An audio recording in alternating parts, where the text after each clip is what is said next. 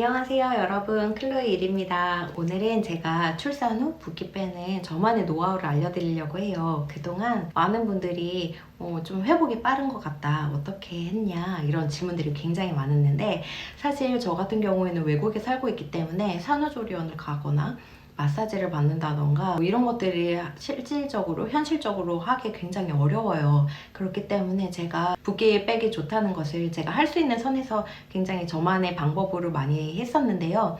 그것들이 조금 많이 도움이 된 것 같아서 여러분들에게 저만의 노하우를 소개시켜 드리려고 합니다. 일상에서 정말 쉽고 편하게 할 수 있는 방법이라서 부담 없이 따라 하시기 굉장히 좋으실 거예요. 제가 지금부터 하나씩 소개해 드리도록 할게요.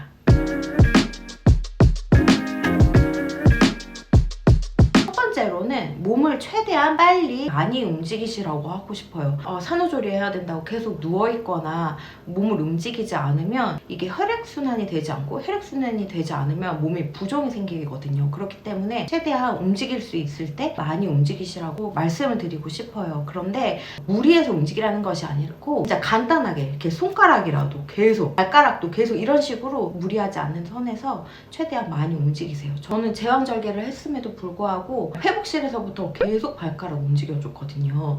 그리고 손가락도 계속 움직여주고, 그렇기 때문에 영상을 보시면서 많은 분들이 회복이 왜 이렇게 빠르냐고 말씀을 해주셨는데, 정말 제왕절개 다음날부터 꾸준히 움직여준 게 저의 붓기 빼는 정말 비법 중에 하나예요.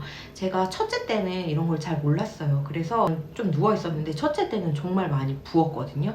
그래서 둘째 때부터는 제가 정말 많이 움직였더니, 둘째 때는 정말 전 영상을 보시면 아시겠지만 거의 붓지 않았고, 셋째 때도 마찬가지로 붓지 않아서 이 방법은 정말 효과가 있으니까 무리하지 않는 선에서 손가락, 발가락부터 많이 움직여주시고, 걸으실 수 있을 때는 무리하지 않는 선에서 계속 걸어주시고 움직이시는 거를 추천드려요.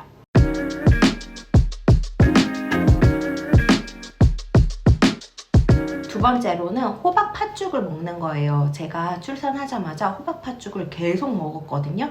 호박에는 뭐 비타민 C, 그다음에 칼륨 이런 게 많이 들어있고, 팥에도 칼륨이 많이 들어있는데 이 칼륨이라는 성분이 나트륨 배출에 되게 좋대요. 그리고 이뇨작용을 많이 하기 때문에 붓기 완화에 되게 좋다고 하더라고요. 그래서 저는 호박 팥죽을 먹었습니다. 그런데 이게 불편한 점이 있어요. 왜냐면 호박을 맨날 쪄야 되고, 특히 호박을 찌는 거는 괜찮아. 근데 팥은 또 막 하루 전에 하루 종일 불려야 되고, 그거를 또 삶아가지고 손이 굉장히 많이 간단 말이에요. 그래서 셋째 때는 저희 부모님이 오셔가지고 이걸 해주셨는데, 엄마 가고 나니까 이게 진짜 만들어 먹기가 쉽지 않잖아요. 그래서 제가 추천드리는 방법은 산후관리에 도움이 되는 차를 마시는 거를 추천을 드려요.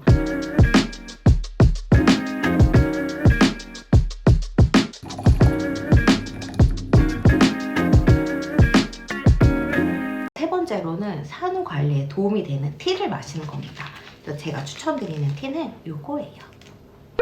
제가 이거를 로즈를 낳고 나서부터 지금까지 꾸준히 마시고 있어요. 일단은 이런 티를 마시고 싶었는데, 제가 외국에 살다 보니까 이런 티를 접하기가 굉장히 어렵단 말이죠. 이거를 한국에서 공수해 오지 않는 이상 외국에서는 이런 티를 마시기가 굉장히 어려운데, 때마침 이렇게 제안을 주셔가지고 제가 냉큼 받았습니다. 제가 먼저 SNS나 이런 데 굉장히 검색을 많이 하는 편인데, 제가 이거를 협찬을 받고 제가 스토리에 올렸더니 저희 인스타 팔로워 분들께서도 자기 본인들도 이거 많이 마시고 있다고 저한테 오히려 역으로 메시지를 주셔가지고, 나만 모르고 있었구나 이렇게 생각을 했었어요. 근데 이제 저는 모유 수유중이잖아요. 그렇기 때문에 먹는 거 되게 신중하단 말이에요. 제가 그렇게 건강식으로 챙겨 먹는 건 아니지만 먹지 않아야 되는 거는 먹지 않는 편인데, 이미 엄청 유명한 연예인들이 많이 가는 산후조리원에 이미 이게 들어가 있더라고요. 그렇기 때문에 성분에 대한 의심은 별로 제가 하지 않았어요. 그냥 믿고 마시고 있고요. 그 다음에 이게 왜 좋냐, 이러면 여기 보시면 강화 약숙이랑 호박, 당귀 이런 것들이 다 들어가 있는 거예요. 그러니까 제가 굳이 호박죽을 먹지 않아도 여기에 호박 있잖아요. 호박 들어가 있고, 그 다음에 쑥은 워낙 좋잖아요. 특히 여자 몸에 굉장히 좋은데, 그냥 쑥이 들어있는 것이 아니고 강화 약쑥이 들어있으니까 굉장히 얼굴이 빵빵해지거나 몸이 땡땡해지는 것을 굉장히 완화시켜줍니다. 그리고 이런 산후조리뿐만이 아니라 몸이 따뜻하면은 혈액순환이 잘 되고, 혈액순환이 잘 돼야 이제 임신 준비하시는 분들에게도 도움이 많이 되기 때문에 이거는 두 가지 면적으로 굉장히 좋은 점들이 많이 있어서 이거는 그냥 준비하시는 분들이나 출산하신 분들 모두에게 제가 추천을 드립니다. 막 쑥 들어가 있다고 그래서 좀 맛이 염려되실 수도 있는데 실제로 블루베리 맛 나요. 네, 맛 굉장히 맛있고 달달하고 그래서 영국은 차를 굉장히 마시는데 저는 요즘에 차 요거 따뜻하게 해서 요거 마시거든요. 그래서 그냥 차처럼 호로록 마실 때도 있고 요거를 이렇게 원액만 이렇게 마셔도 되는데 저 같은 경우에는 이렇게 마시고 있습니다. 이것도 한번 마셔볼까요? 근데 저는 개인적으로는 따뜻하게 먹는 것도 좋아요. 이걸 한 달 정도 챙겨 먹으니까 확실히 둘째 때보다 셋째 때가 더 빨리 빠지는 것 같더라고요. 그리고 인스타에서도 또 유튜브에서도 많은 분들이 좀 상태가 괜찮아 보인다는 말을 많이 들었거든요. 그게 그 차이가 뭔가 했더니 제가 마이너스 T를 마셔서 그런 거 아닐까 이런 생각이 정말 들 정도로 굉장히 좀 많이 회복을 빨리 하고 이런 땡땡함을 빨리 빠지게 해주는데 굉장히 도움이 많이 됐던 제품 같아요. 제가 말씀드렸듯이 여성분들, 손발이 차신 여성분들, 임신을 준비하시는 분들, 그리고 저처럼 이렇게 산후 관리하시는 모든 분들이 드시면 좋을 것 같아서 산후 관리에 도움이 되는 차를 드시는 것 역시 제가 추천드리는 방법이에요.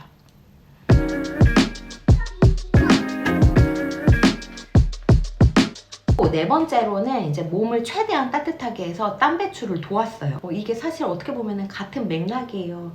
몸을 따뜻하게 해서 혈액순환이 잘 되게 한 다음에 몸에 붓기를 뺀다. 다 비슷한 내용이긴 한데 아무튼 따뜻하게 입었습니다. 일단 임신을 하게 되면은 체내에서 수분을 굉장히 많이 머금고 있다고 해요. 그러다가 출산을 하면서 수분까지 많이 배출을 한다고 하는데 그렇기 때문에 이제 출산하신 분들은 아실 거예요. 땀이 굉장히 많이 난다는 것을. 그래서 저는 이때다 해가지고 땀 많이 날 때 조금 더 땀을 더 빨리 많이 뺐습니다. 그런데 중요한 거는 24시간 내내 막 땀을 뻘뻘 빼면 이러면 오히려 더 역효과가 나고 오히려 땀에 젖은 몸에 찬바람이 들어가면 여러분들이 걱정하시는 산후풍까지 염려하시는 일들이 생길 수 있으니까 그렇게 무리해서 하는 건 안 되고 저같이 그냥 낮잠 시간 간간히 하루에 한 번 정도 조금 더 따뜻하게 입고 있다 이렇게 생각하시면 될 것 같아요. 그래서 저는 낮잠 시간에 조금 평상시보다 조금 더 한 겹 더 입던지 조금 더 따뜻한 이불을 덮고 있다든지 해서 조금 더 땀의 배출을 빨리 도와서 몸의 혈액순환을 조금 도왔던 것도 저의 노하우 중에 하나입니다.